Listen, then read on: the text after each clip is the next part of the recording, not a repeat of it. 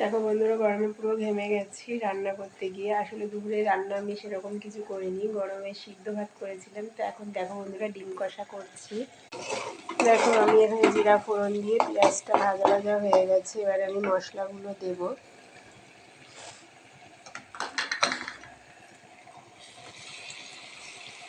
এখানে আছে আদা রসুন আর লঙ্কা বাটা। দেখো জিরা গুঁড়ো দিচ্ছি, এবারে জিরা ধনে গুঁড়ো একসাথেই দিয়ে দিলাম।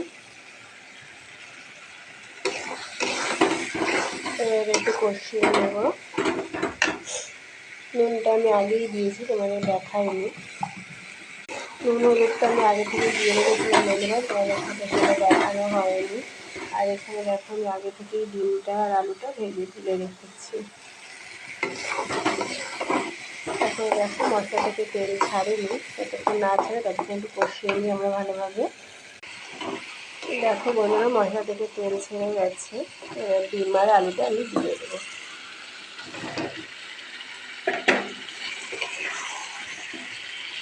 হয়ে গেছে আমাদের ভালোভাবে কষানো। এবার আমরা সামান্য পরিমাণ জল দিয়ে দেবো। যেহেতু এটা কষা করবো, এই জন্য আমরা অল্প পরিমাণ জল দেবো।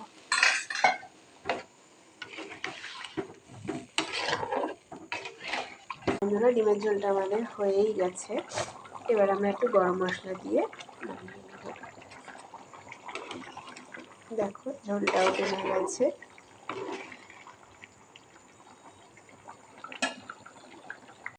তো বন্ধুরা, তোমাদের যদি ভালো লেগে থাকে তাহলে আমার চ্যানেলটা অবশ্যই সাবস্ক্রাইব করবে। টাটা।